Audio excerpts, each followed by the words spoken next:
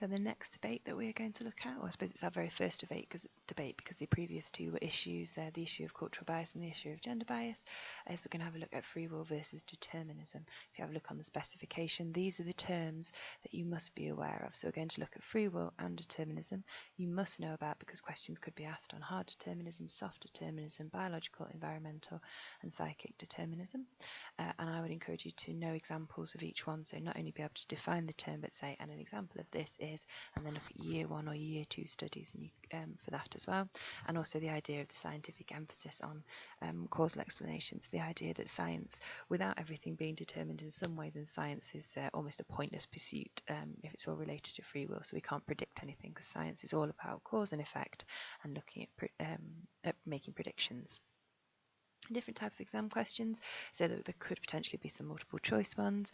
You've also got name 2 types of determinism, nice and easy. Another one with reference to a behaviour, talk about hard and soft determinism. So that's all about needing to be able to link the debates to approaches. For example, we look at phobias, we look at OCD, etc. So return to your year 1 stuff or think about year 2 stuff as well. And then we have Joel, who is AO2. An example of an AO2 question. So you'd explain what determinism means, and then you would apply what the meaning of determinism is to Joel as well. And then, of course, your favourite, the 16-mark question, where you have to outline free will versus determinism. Discuss, of course, means describe and evaluate. And as soon as you see the word 16 marks, you know you've got to describe and evaluate anyway. You'd never just be asked to describe or evaluate for that many questions, that many marks, sorry. And then again another AO2, so they're really, really keen on the application, the skill. You must quote directly from the stimulus. So with reference to the item above for 6 marks, refer to 3 types of determinism. So here we go. Free will versus determinism then. So free will is the idea that we are self-determining and we can choose our own actions and thoughts, as exactly as it says on the slide. So it's all about us deciding what we want from life, deciding what we're going to do and then doing it with absolutely no influence from any other external or internal factors around us. Free will does acknowledge that there are other factors, so internal and external ones, we'll look at it later on. For example, biological, environmental and psychic determinism. However, they can be ignored. So if we choose not to, we can ignore those factors that are influencing us, and we can make decisions based only on ourselves and nothing around us. And of course, the perfect example of that is humanism. So that's absolutely key within the humanistic approach. Humanism was born out of the idea that it hated the idea of determinism, of all the other psychological approaches, and how deterministic they were, how much they ignored the idea of free will, and humanism developed from that concept. And you could talk about that, return to year 1, the start of year 2, refresh your knowledge of humanism. And if you're doing an essay at that point, you would want to give some very, very brief details on humanism, illustrating how it relies on free will, and the idea that without free will we wouldn't be able to self-actualize. Then we have determinism, so the idea that behaviour is shaped and controlled by internal and external forces, and almost all of the research and the debates and the approaches we look at have some element of determinism within them, so you could choose absolutely anything that you wanted to from anything from year 1 and year 2, avoiding perhaps the other examples that we're going to refer to later on that are almost perfect examples of other ideas. And then we have hard determinism and soft determinism. So 2 types of determinism. Hard determinism, or as a lot of people call it, fatalism, is that all behaviours have clear causes, and this fits perfectly with the scientific approach, although it doesn't quite sit so well with psychology. But the other sciences, because of course psychology is a science, but the other sciences, it's very, very clear.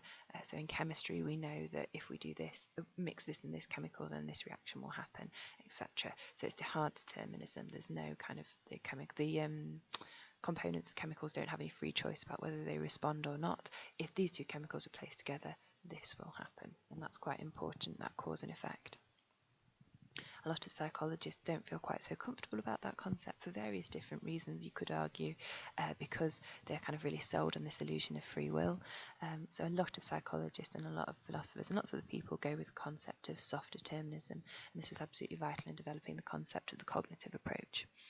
If you have a quick look below there, you can see the image, my DNA made me do it, and we will return to that and talk about a case where that that defense was used, and that links much more closely to hard determinism. So because of this piece of DNA, there was literally no other choice that I had than to go on and do whatever it is this fault in my gene was making me do. So become violent, become a murderer. Whereas soft determinism, all human behaviour has a cause.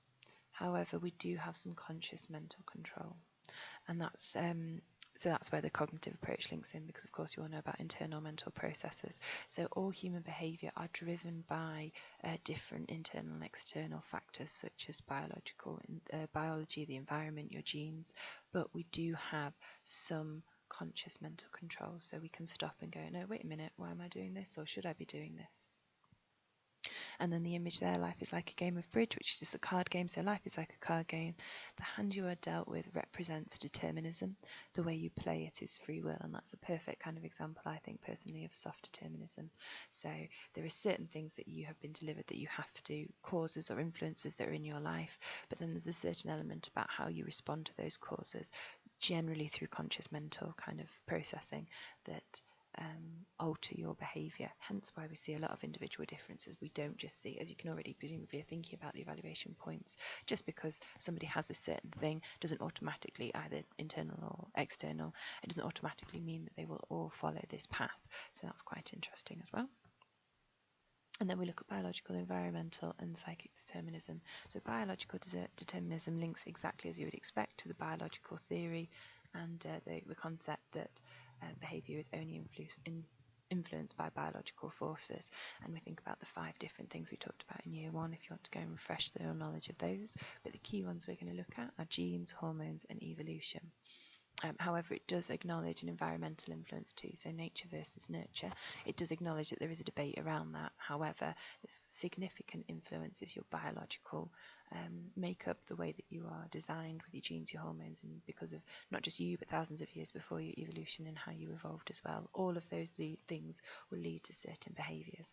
And the perfect example is from year 1, low levels of serotonin. So if you have the gene, and you can think about there's a gene which links in with that as well. So if you have a fault in a gene, that will lead to low levels of serotonin, which will then lead you to influence the behaviour of OCD. And there is no, and with biological determinism, they suggest there's limited kind of control around that. And then there's environmental determinism.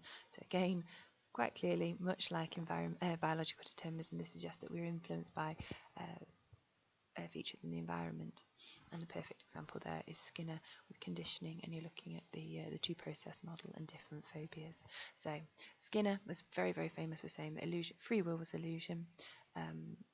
And there is a lot of debate around, because he used a lot of animal studies, is that appropriate to use for animals but not so much for humans? You could talk about Pavlov and the tuning fork ringing and the dogs responding without any kind of thought. You could talk about the rats. You've got a nice little rat there who will press lever for food, because as soon as he sees a lever, that stimulus will lead him to press the lever, which will lead to food. So it's not that he went, oh, I think I'm hungry, I'll press the lever now. He pressed the lever and then food comes out, and that's it. And then psychic determinism, which is a very unique type of determinism based purely on Freud, because we're already the Freudian approach, psychodynamic approach, which is where we talk about unconscious conflict. You can talk about unconscious, unresolved conflict.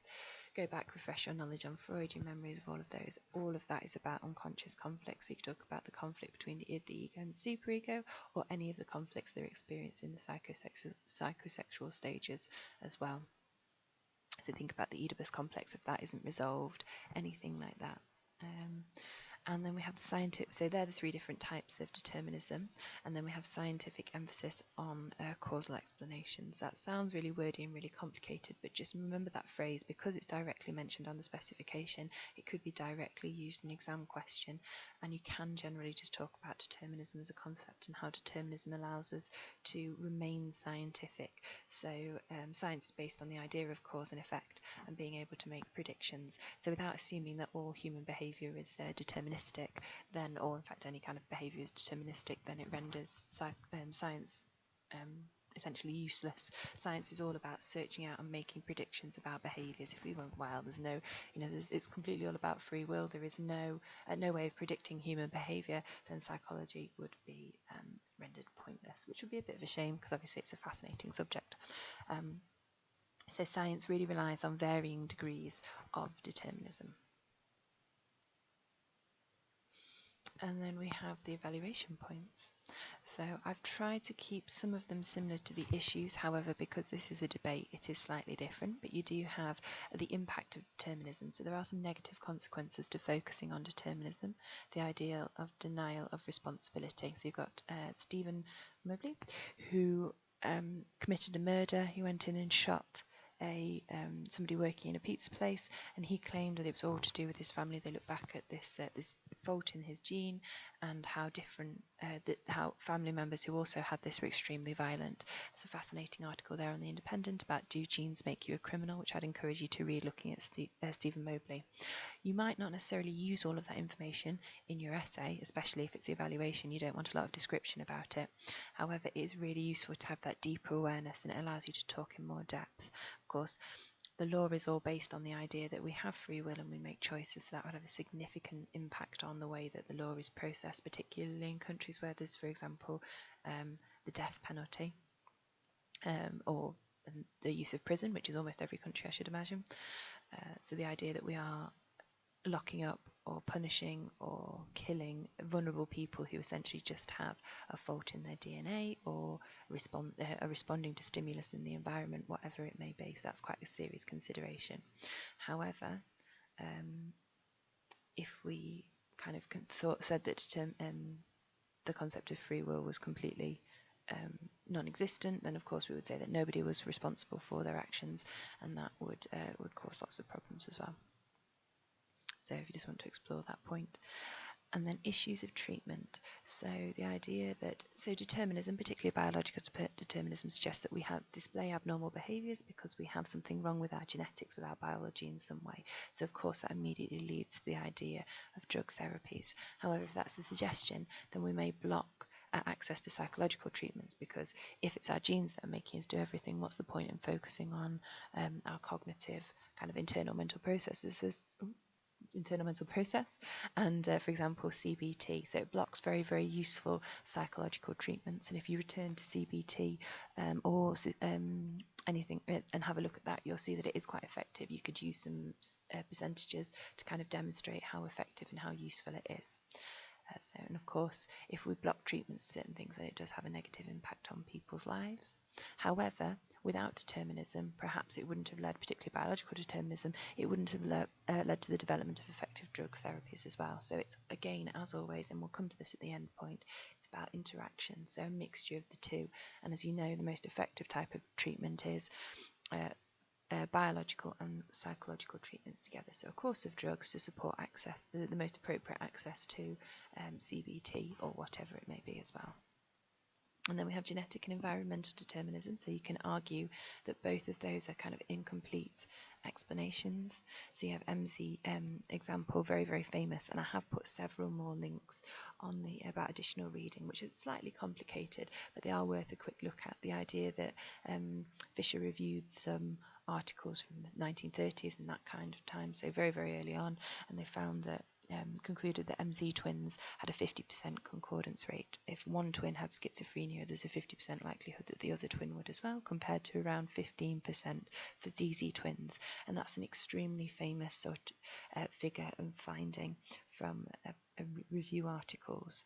Now, you can argue that both ways. So, of course, if the MZ twins share 100% of their DNA, and if it was all based on genetic determinism, then you would expect that there'd be 100% concordance rate. So if one twin has schizophrenia, then the other one would as well, indicating that there is an element of free will there. So one MZ twin, both MZ twins kind of have the genetic propensity, but then one potentially could argue that one MZ twin might have used free will, trying to think of a better way of putting that, have a think about the best way to phrase that, but would have utilised free will to make the choice not to develop schizophrenic symptoms. Now, of course, that's an extremely challenging point that I haven't necessarily explored much in the evaluation, but is it appropriate, as much as it's not appropriate to allow people to completely deny responsibility, is it also appropriate to say that, well, if you just exercised your free will, then you wouldn't develop mental health needs, and clearly that's not appropriate either. Be careful though, I wouldn't mix that in with the environmental 50 MZDZ twin discussion, but it is, if one that you felt quite strongly about, then you're welcome to use it alongside the more scientific elements as well. So 50% suggests that if twins share 100% of their DNA, then it should be 100% genetic. However, there is an element of free will involved, and then you could flip it the other way as well. So if it's 50%, there's a concordance rate of 50%, then it can't just be environmental determinism. It can't just be things in our environment which influences. There must be some kind of genetic determinism. So again, the conclusion would be that it's best. They're all incomplete separately. They're all incomplete explanations. Whereas if you combine them together in an interactionalist approach, then they're a more effective way of explaining various different things. And then we've got our favourite, so free will is an illusion, and terrifyingly enough, there is some research to suggest that is the case. We've got, and this is from the green-haired girl, the pink-haired girl, so if you have a look at those, they're really useful. You've got Libet 1985, who, using brain scans, identified that up to 10 seconds before you make a conscious choice about whether you're going to push a right or a left button, your brain is already taking part in activity, which suggests that you've made your decision. So if you hooked some, well, I'm kind of assuming from this, but the idea would be if you hooked somebody up to a brain scan and said, I'm going to ask you to make this conscious choice, and then 10 seconds before they do, you could predict what that choice would be, almost like a really elaborate magic trick with the cards and things. This was then replicated in 2008, I think. So, of course, you could argue brain scans, very, very reliable. The fact it was replicated suggests reliability as well, and the same results were found suggest reliability. So there's loads you could talk about there, which is quite interesting. And then the extension, which I won't go into too much here, but it's the idea of scientific determinism, so and linking to chaos theory. So it's more about, rather than behaviour being fully deterministic, it just increases the probability of a behaviour happening. So a stimulus or whatever it is presented, or a genetic defect, etc., etc. And then because of that, there is more of a probability that this person will develop phobia, will develop schizophrenia, whatever it may be, whereas it's not 100% determined. That's quite an interesting one. And again, all of those, you don't necessarily need an evaluation point at the end, a conclusion point at the end, but it's nice to draw it all together. The idea that the most appropriate kind of approach would be an interactionalist approach, and the social learning theory is a perfect example of this. So it's a mixture of behaviourist, so responding to reinforcement, which is operant conditioning, particularly vicarious reinforcement for social learning theory, so observing somebody being rewarded for a behaviour, and then that being vicariously reinforced through you, so you want to do it. So that would be very much interactionalist, particularly environmental, determinism, particularly environmental determinism, but however it does acknowledge some cognitive elements, which is why the role of mediational process is so important to remember and understand. So the thought process that goes on between, so you get presented with a stimulus, you have a thought process, you develop a mental representation. Oh, that person got rewarded for beating up that bobo doll, that means I want a reward, so I should do that behaviour, and also that behaviour has been rewarded, so it's a good behaviour, I should do it. And then as well, so it kind of links in with that idea of at least soft determinism, if not free will, so we do get to have a thought process within it. We're not just mindless drones that respond to stimulus within the environment. Okay, so that will be a good way to conclude. Then you have the different tasks. So again, they're very, very similar, but I would encourage you, the more ways that you present information differently, the more it goes in, the more you develop your understanding. So create a glossary and add your key terms to it, and I would have the book sort of definition, the definition in your own words, which is absolutely vital, so you can copy out the definition, then reword it to explain it yourself, and then put examples of each one next to it. Then create a table, or a mind map, or however you want to do it, poster, although don't spend too long making it look pretty, that's not really the point, but however you feel most comfortable, and add all the examples from year 1 and year 2 under each heading. So you could have hard determinism, soft determinism, biological determinism, etc., etc., and some might overlap with a few of other ones, but go through all of Andy's topics from year 1, all of my topics from year 1, Andy's topics year 2, my topics year 2, and include them underneath the headings with a very brief explanation of why it's hard, why it's soft, why it's biological, and so on. Then, as always, plan the exam answers, answer the exam answers, mark them using the next YouTube tutorial that I'll do about the mark scheme for free will versus determinism, and then identify how to improve them. Finally, after you've done that, after you've given yourself a mark, after you've written a list of things that I need to do better here, here, and here, bring them to me, we can discuss them, and then sort of see if we agree with your marking and how to move forward. I would also encourage you to go back to all your approaches essays, and this bit's going to be slightly time consuming but definitely worth it for the future and make it life easier after, because this is of course the first debate. Rewrite or present all of your essays again, and this time consider each one of them and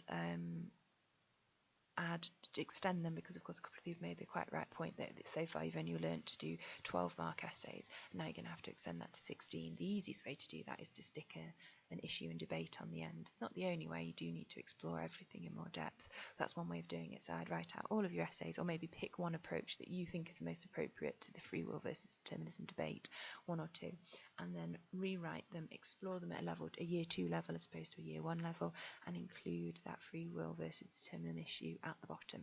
Okay. Create a model essay, condense it down to bullet points. So once you've got the answer, once we've discussed it, you can create that perfect model essay so you can refer back to it. Then condense it down into bullet points, and I would create flashcards to test yourself. So the question would be 16 marks, discuss the whatever approach, and then you go, right, so in AO1 I talk about this, this and this, and in AO3 I talk about this, this and this. Flip it over. Oh yes, I remembered all of those, didn't remember that one, we'll have to look at that again. Students who did this last year, we had a couple of A-star students who, obviously it was the old spec, but the same basic idea. They had a little essay plan booklet, and they'd pass it to their friends. So it's a tiny little notebook with all of them in, and they pass it to their friends. Their friends would read it through, would read them an exam question, and then they would list everything that they could remember. And that was one of the most effective ways that they could think of to kind of recall that information. Don't forget, it's not just about knowledge. You have to expand on it and understand it enough to be able to apply it to novel stimulus that you will only see in the exam. But that's it. And then sort of linking with that, make a list of questions and answers for others to test you on periodically. And then anything else that you can think of that's effective. So that's loads of different things that you can do. Please use that time wisely to go through and do as much as you can to really prepare yourself effectively for the exam so you can get the higher marks.